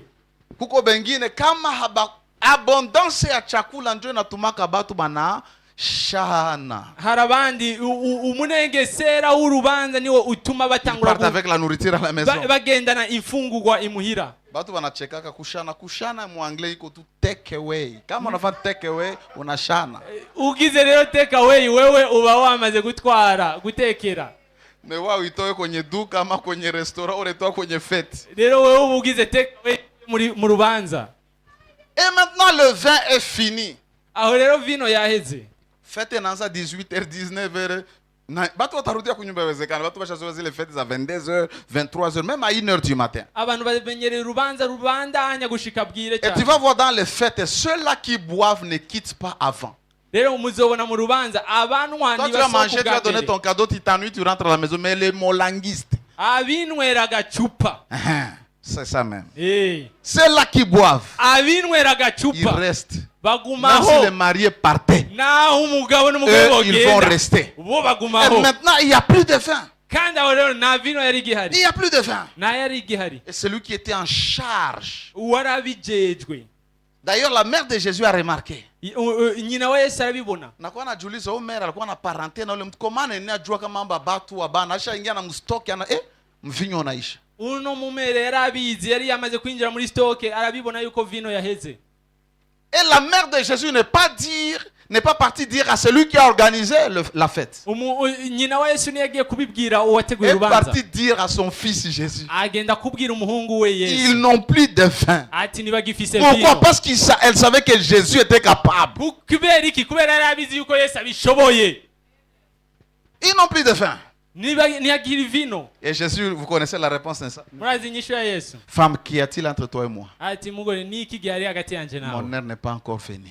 isaha ryanje niragera. J'aime ce que sa mère a dit. ndakunda icyo nyina we Va yamubwiye au serviteur. ati Pas aux disciples, au serviteur. yagiye ku nshoreke Faites ku bakozi ce qu'il vous dira. arababwira ati mukore icyo ari bubabwire. Instruction. ibwirizwa L'instruction. ibwirizwa. Vous, mwebwe ne regardez pas comment il me répond. nimuraba ukungena nyishuye Faites mukore ce qu'il vous dira. icyo ari bababwire. Ce que vous manquez icyo mubuze se trouve dans ces instructions. kiri icyo mubuze Votre kiri mu mabwiriza ari responsabilité, bubahereze. igikorwa c'est de faire. cyanyu ni gukora. Quand tu viens à l'église, igihe uje ku ishengero quand tu embrasses une vision, igihe wakiriye iyerekwa tu runaka commences à marcher dans une commission. ugatangura kugendera mu gikorwa Ton runaka miracle igitangaza n'est cyawe pas dans le programme de prière. ntikiri muri gahunda Ton y'amasengesho. miracle igitangaza cyawe est dans ce qu'il vous kiri dit. muco ibabwira. Dans ce que je vous dis. icyo ndababwira. Ton miracle igitangaza cyawe est dans ce que je vous dis. kiri muco ndababwira. Ndio principe za Mungu. niwo mugigo w'Imana. Sasa wote acha nakwambia kitu unaenda kumlimo na Mungu anakwambia rudia kule. we rero urareka ukaja ku musozi Kwenda Imana fanya wenyewe ikakubwira ati, walikwambia. subira inyuma ukora ibyo nakubwiye. Simple. biroroshe. J'avais dit à quelqu'un, nari nabwiye umuntu Dieu me dit, Imana yarambwiye wewe wewe utaishi uzobaho kwa hii wakati muri kino gihe ukijenga madhabahu. wubatse igicaniro. Habina sens civil, ntibifise insiguro siko habina sens. umengo naho Na kama uko kimwili utasema pastor anataka franga civil, kandi uri umunyamubiri uvuga ati pastor ngaha yikenera amafaranga. lakini ariko vita zenye alipata kwa hiyo mwaka, iyi ngwano yabayemwo muri uyo mwaka, kitu kilimsaidia kushinda ikintu cyamufashije ilikuwa ni obedience kwa instruction. yari ukumvira Hakukuwa kuyigirizwa. ananiambia kama anajenga madhabahu. niyambwiye yuko yubatse Mie nilimwambiaka tu, jewe naramubwiye tu vas bâtir les hôtels. waturubaka Peu ibicaniro. importe celui qui te prêche, il n'y a pas des hôtels, ça te regarde. ataco bitwaye ukwigisha ushire Mais igicaniro. si c'est Dieu n'est pas... Écoute, la sainte doctrine ne ferme pas Dieu. murazi inyigisho nabwo yugarana Imana. Il y a la doctrine pour nous conduire, mais il y a l'expérience personnelle. Ça n'a rien à voir avec la hari doctrine. inyigisho riturongora ariko hariyo ukubaho hamwe n'Imana naho bihuriye n'inyigisho. Juu Yesu alifungulaka mtu na matope anatema anatia. Tukianza fanya bibi ko mu Bible, bataniita magicien. dutanguye gukora ibyo Yesu Kesho yakoze mtapita baca magazine. banyita umunyama. Nafanya kenye Yesu alifanya. Et j'ai dit à la personne, c'est ça. ndabwira uyo muntu Et le ati dimanche, niko. la personne, n'est-ce pas, le dimanche, les jeudis, la personne venait, mettait... Et puis on n'écrit pas, hein, si on n'écrit pas que c'est l'hôtel. Non. Quand tout l'argent est là-bas, on va compter, on va le mettre quelque part. Les combats qui étaient venus, intambara zaje mu buzima bwiwe, ce qui a aidé, ibintu byabaye c'était l'instruction. byari bwirizwa. Qu'est-ce que Dieu peut te dire ou qu'est-ce que Dieu te dit? niki Imana ishobora kukubwira cyangwa niki Imana ikubwiye. Alléluia. Haleluya. Fais ce qu'il vous dira. kora icyo azoba Et après un temps, kubabwira.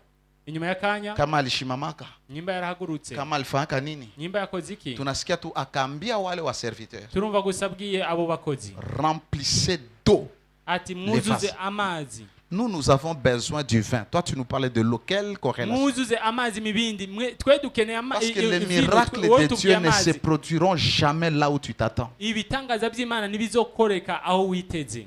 Unaweza kuwa uko namlomba Mungu pesa lakini uko namwangalia mama Abel. Mama Abel atafanya Mungu anamkwamisha alafu anampatia huyu pesa. Ushobora gusaba Imana amafaranga ukaraba mama Abel Ndio si Mungu akamuzibira. Uno akachabari wa Juu kwa hiyo amafaranga. ukubwa wake uko wapi? Kugira ngo umenye ubukuru bwayo buri. Unasikia mtu alisaka kusahau. Umuntu Quelqu'un t'a oublié, c'est cette personne-là uyo muntu uyo qui se souvient de toi. ni wacha kwibuka. Remplissez d'eau ces vases. Mwuzuze amazi ino mibindi. Chose grave, ce n'était pas des vases de conservation des vins. Ni yari mibindi yo kubikamo umuto Maana hakwenda kustock. bisigwe ni yagiye kuri stoke. Alienda kumavaza yenye watu wananaoka kuculture yao. Quand les gens entrent dans des fêtes, ils lavent leurs mains, ils lavent leurs pieds. Alors les vases là qui étaient destinés à les purifier, à les laver, c'est ce qu'il a utilisé. Quand tu obéis aux instructions, même si tu es le dernier, l'oublier, Dieu fera que tu aies de la valeur. Iyo mibindi niyo mibindi bakoresha mu gukaraba, ariko kubera ukumvira ibwirizwa Imana yakoresheje iyo mibindi nyene. Les vases sales, les vases remplissez d'eau. Iyo mibindi mengi iracafuye yuzuzemo amazi. Et la Bible dit ils ont rempli. Bibiliya avuga ngo Et ils ont amené l'eau, pas les vins, l'eau batwara amazi à l'ordonnateur des repas, kuwateguye urubanza, les commissaires aux comptes. uwateguye urubanza. Et la Bible dit quand il a pris l'eau Bibiliya iravuga igihe yafata et amazi il a goûté, akanwa c'était le vin. yari vino. Je connais un homme de Dieu. Ndazi umukozi w'Imana Un jour, umunsi umwe il prend l'eau, yafashe amazi il prie, arasenga il donne à quelqu'un. ahereza umuntu. Quelqu'un boit, Umuntu aranwa il dit que c'est le sucré. avuga yuko ari jus Power. umuto banyoye. Quelqu'un boit, il dit ça a le goût du sucre. Mais quand on a kunywa mai ya kinju, où est-ce qu'on est meza? Ni Fanta orange. Wewe uri kunwa amazi ariko igihe uyakiriye C'est ça que Jésus a fait. ugashima. C'est ça que Jésus a fait. Nico Yesu yakoze. Quand il goûte, Igihe yanywa l'eau est changée en vin. amazi yacitse Il vino. pose la question. Arabaza ikibazo. Comment est-ce que tu peux garder un bon vin Gute jusqu'à wabitse maintenant? vino nziza gushika uno mwanya. Les gens servent d'abord le mauvais vin. Abantu baduhereje vino ibishe. Et à la fin, on donne le moins bon. Mu nyuma bagatanga iyindi. Si bashalewa na ile mzuri, Bamaze kuboregwa na ato wapatie n'ibyoshe. mtobe batakunywa tu, habana tena akili, lakini wewe uliweka nzuri mpaka We sasa. rero wabitse vino iryoshe gushika uno mwanya. Là où les gens, il y avait l'humiliation. Ahari ugukengererwa. La fête a commencé. Urubanza rucaratangura. Ta fête, Urubanza rwawe dans ton mariage, mu rugo dans rwawe, ta maison, mu nzu yawe, dans tes affaires, mu rudandazwa dans rwawe, tes finances, mu butunzi se bwawe, cache derrière l'instruction. biranyegejwe inyuma Ta y'ibwirizwa. guérison Ugukira se kwawe cache derrière l'instruction. kunyegejwe inyuma y'ibwirizwa. Écoute, Umviriza, tu dois devenir assez mature utegezwa kuba umuntu akuze pour ne pas recevoir les instructions à plus de 2 personnes. kugira ngo nurongogwe n'abantu babiri. Ton plus grand problème, c'est que moi, je te donne les instructions. Ikibazo cyawe gikomeye nuko Tu vas chez ton prophète, il te donne des ukaja instructions. kumuvugishwa wawe Tu vas dans ton akakubwirizwa, chef de département, il te donne des instructions. ukaja ku murongozi wawe Même problème. Cya You are kibazo confused. cyonyene hama kikakuzazanira Tu es confus. ugaca uzazanirwa. Moi, je te donne, va faire ça, ça, ça. Je ndakubwiye kora ibi n'ibi n'ibi. Tu vas chez l'autre prophète ou Ugaca l'autre uja frère. kwa mwene data Lui kumuvugishwa. aussi te donne les instructions. Na Kama wakati unachanganyika mabadiliko. hautayua nifanye nini, Wewe wamaze nisifanye nini. gucanganikirwa rero ukora iki n'ukora iki. Dieu n'est pas un Dieu de confusion. Imana ntabwo ari Imana yo kuzazanira. Vrai ou faux? Dieu n'est pas un Dieu. Imana ntabwo ari Imana. Ton problème demeure. Ikibazo cyawe kiracyari Tu as aho. plusieurs instructions. Ufise amabwirizwa menshi. Alléluia. Haleluya. Actes des apôtres, chapitre 1er. Ibyakozwe n'intumwa igice cya mbere. Dieu donne l'instruction aux apôtres. Imana ihereza amabwirizwa intumwa. Il dit, Irazibwira. vous là, Mwebwe ne vous éloignez pas de Jérusalem. nimuje kure y'i Yerusalemu. Attendez la promesse. Murindire isezerano. Imaginez un peu. Wibaze gato. Si les apôtres Yaba intumwa allaient partir à Capernaum, zari kuja i Kaperinawumu en Galilée, i Galilaya à Bethléem, i Betelehemu en train d'attendre la promesse, ziko zirarindira vous isezerano. pensez que la promesse de Dieu allait s'accomplir? Mwibaze ko isezerano ry'Imana ryari gushika. L'instruction était Ibwirizwa ryari rester à Jérusalem. mugume i Yerusalemu. C'est-à-dire il n'y aurait pas de Pentecôte, bisigura na pantekote yari kuba il n'y aurait pas de naissance d'église, na kuvuka kw'ishengero nous ne serions pas là. nitwoba turaha. Mais parce qu'ils ont obéi, Ariko kubera bumviye Dieu a fait. Imana yarakoze. Dieu a un plan pour chacun de nous. Imana ifise umugambi ku muntu wese Et muri le twe. désir de Dieu, c'est d'accomplir son plan dans la vie de chacun de nous. Kandi icyifuzo cy'Imana ni gushitsa umugambi wayo mu buzima Mais bw'umuntu umwe. chaque promesse, chaque projet de Dieu pour ses enfants Ariko isezerano ryose ry'Imana ku est bw'ubuzima bwayo rattaché à l'instruction. byamatanye n'ibwirizwa. Dieu te dit jeûne Imana cette ikubwiye semaine. isonzeshe ino ndwi. Toi, tu dis non. Ukibwira Le oya. problème, c'est seulement jeûner. Ikibazo ni ukwisonzesha. Non, tu peux jeûner, mais tu n'as pas obéi. Wo kwisonzesha utumviye. Venir jeûner l'autre semaine, ce n'est pas de l'obéissance. Dieu n'a pas de désobéissance partielle. Kuko kuza kwisonzesha mu yindi ndwi ikurikira si ukumvira. Toute désobéissance partielle égale à la désobéissance. Ukutumvira kose ko mu kanya gato kungana Non, nk'ukutumvira Seigneur. gusa. Je vais voyager cette semaine. Mwami ndagira urugendo ino Nonaya kwenda Dar es Salaam, safari ni ya mrefu Mungu. kandi urazi kuja Dar es Salaam mwami n'urugendo Acha runini. niende nirangue vitu. Reka ngende ndangura ibintu. Sami nakuyeli tu siku ya kwanza Bwana wangu. Igihe nshitse gusa ujya munsi wa mbere Mimi nitaanza funga. je nca nangura Alafu kwisonzesha. Mungu Kandi rero Imana akijua kama wewe uko stubborn, wewe hausiki yake. Imana izi yuko wowe utumva Hakusemeshaki tena. nisiyo kukuvugisha. Unamwambia habari za kwenda da, Wowe yibwiye amakuru yo kuja Dar es Salaam. anakuacha unaenda da. Uca ugenda Dar es Sasa Salaam. unarudia hata kusemesha. Ugarutse ni kuvugisha. Lakini ashakufungia milango. Ariko yamaze kugara umuryango. Una jeûner Wisonzesha. wakati yenye kukwambia ujene. Umwanya itakubwiye wisonzeshe. Instruction. Ibwirizwa. Instruction. Ibwirizwa. Combien d'instructions Dieu t'a donné? Amabwirizwa ngaho Imana yaguhaye. Beaucoup. Combien tu as fait? Nangahe wakoze? Tu obéis. Gloire à Dieu. Icyubahiro ku mwami. Combien de fois Dieu t'a instruit de faire des Imana choses? yakubwiye gukora ikintu. Combien de fois tu as fait? Kangahe wabikoze? Peu de fois. Gake. Unaona kwenye unakwama? Wabonye aho uzibirirwa? Sio mchawi. Nabwo ari umurozi. Mchawi hana ile nguvu. Umurozi nta nguvu afise. Un sorcier n'a pas ce pouvoir Umurozi nta bubasha afise de te lier. bwo kukuboha. Tu es encore dans les prisons selon toi Wowe uri mu gasho kuri bwawe parce que tu ne connais pas les instructions, kubera utazi amabwirizwa. les préceptes. Amabwirizwa. Où est-ce ce matin? Combien de fois Dieu t'a donné les instructions? Kangahe Imana yaguhaye amabwirizwa? Plusieurs fois. Tu as obéi combien de fois? Wumviye kangahe? Il y a des gens, même ils viennent au bureau, je leur donne des instructions. Va Abantu faire ça, baza no ça, mu ça. biro nkababwira ati kora ibi n'ibi n'ibi. La personne fait autre chose. Uyo muntu agakora ibindi. Et la personne vient. Umuntu akacaza. Ce n'est pas forcément que Dieu va me montrer chaque fois que tu n'as pas reçu ou obéi. Mungu haiko wa kucheza na mie. Imana nifise umwanya wo gukina nanje. Anakuacha mu bujinga yako. Irakureka mu bujinga bwawe. Tu me mens? Tu Ukambesha. penses que tu me mens? Ukibaza kumbeshe. Tu te mens. Ukibesha. Et tu viens Ukaza. innocent. Je vais prier pour toi. Parce que Dieu ne va pas me dire, elle a mangé ou elle a prié. Non. Toi, tu viens répondre au rendez-vous. Ukaza ukitaba ku butumwa. Et je prie. Nanjye nkagusengera. Bien que j'ai la bonne volonté. Que ta Naho ufise situation ubugombe change. bwiza yuko Dieu regarde ibigenza ton bihinduka. Imana ikaraba umutima wawe. Anamdanganya huyu. Urabesha. Huyu alikula, walimwambia afanye siku mbili ya mafungo lakini alikula. Yagize Na mimi bamubwiye naomba yisomesha nakwambia iminsi ibiri. kwenda kunyumba. Ariko Imana Mungu ikabona ko anakucheka. Dieu wafunguye. peut te dire, consacre-toi. Imana ishobora kukubwira iherere. Sanctifie-toi. Wiyeze. Vis dans la pureté. Ube mu kwiherera. Pour que ce miracle Kugira ngo s'accomplisse. icyo gitangaza kibe. Mais tu te conduis comme tu veux. Ariko wowe ukitwara Tu vis comme tu veux. ukabaho uko Et tu wigombeye. penses que Dieu aura pitié de toi. Ugaca wibaza ko Imana ikugirira ikigongwe. Mungu hana huruma hivyo. Imana nta kigongwe igira Huruma gutyo. wa Mungu Ikigongwe ni cy'Imana kwa watu ambao wanamsikia. ku bantu bayumvira. Juu kama nkiwa na huruma kama watu yote ashabaokoa hawa watu yote. Yaba ari ubukigongwe cy'Imana gusa yari Tous kukiza les abantu malades bose. devraient être guéris parce que Dieu est bon, Abagwayi il est bose bari miséricordieux. Il les laisse. ariko irabareka. Tant qu'ils n'ont pas suivi les instructions. Igihe cyose badakurikije amabwirizwa.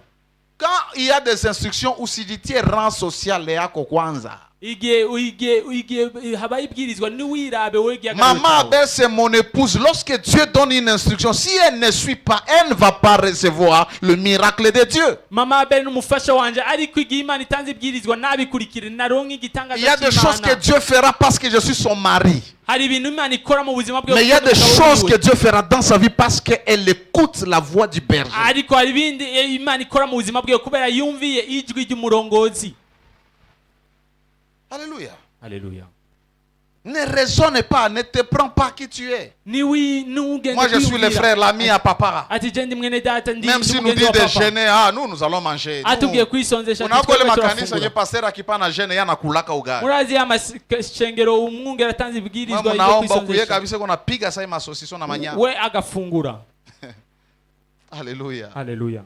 Naaman, on lui dit, va te plonger 7 fois Namani baramubwira ati genda wiyuhagire dans inshuro le ndwi Jourdain, muri l'eau Yorodani, sale, amazi acafuye tu seras guéri. uzokira. Dis, Aribwira ati chez nous aussi, twebwe iwacu il y a des fleuves. hari Je inzuzi pouvais me jeter là-bas. nayo kwiterera. Pourquoi venir me jeter ici? kuko ijeno zija muri uru ruzi. L'instruction de Dieu peut paraître dingue, Ibwirizwa ry'Imana ryo sa nkaho mais ça porte ton miracle. ariko gira itekeye igitangaza cawe. Je te donne l'instruction. Ndagwaye ibwirizwa Tu dis, moi aussi j'écoute Dieu. nawe ukaca wibwira ko wumva Moi Imana aussi je prie. nawe urasenga. Je te dis, Nakubwiye tu peux prier, c'est bon. urashobora kuba usenga Mais sawa, la prière d'une instruction ariko isengesho ry'ibwirizwa fera toute la différence. rizokora igitandukwanirizo. Combien tu écoutes l'instruction de kangahe Dieu? wumviriza ibwirizwa ry'Imana? Combien tu veux que ta vie change en 2024? kangahe ukeneye ko ubuzima bwawe buhinduka? Combien tu veux progresser, kangahe avancer, ukeneye voir les gutera choses imbere, changer? kuroranirwa, kubona ibintu Même dans ta bihinduka? relation No maman mu avec ton migenderanire mari, yawe mama hamwe il n'umugabo faut écouter wawe les instructions. usabwa kumviriza ibwirizwa. Il y a des choses que toi-même tu brises, tu unaharibu vitu. hari ibintu wowe nyene wonona Juu hausikie, kubera utumva unajisikia. wiyumva. Benye unasikia ufanye, ibyo wumva ukore njoo ufanye. nibyo ukora. Ukiambia pastor anakuambia mama acha ile, fanya hivi na hivi, hapana papa. uje kubwira umwungere mama reka ibyo ukora ibi, oya papa. Instruction. Yep. Bientôt nous aurons jeunes ici. vuba tuzaba dufise amasengesho. Est-ce que tu es prêt à obéir? mbega uriteguye kumvira? Est-ce que tu es prêt à passer par la croix? mbega uriteze guca muri iyo nzira? Instruction. ibwirizwa. Ton miracle igitangaza cawe est derrière kiri inyuma l'instruction. y'ibwirizwa. Que le Seigneur te bénisse. Imana igwezagire.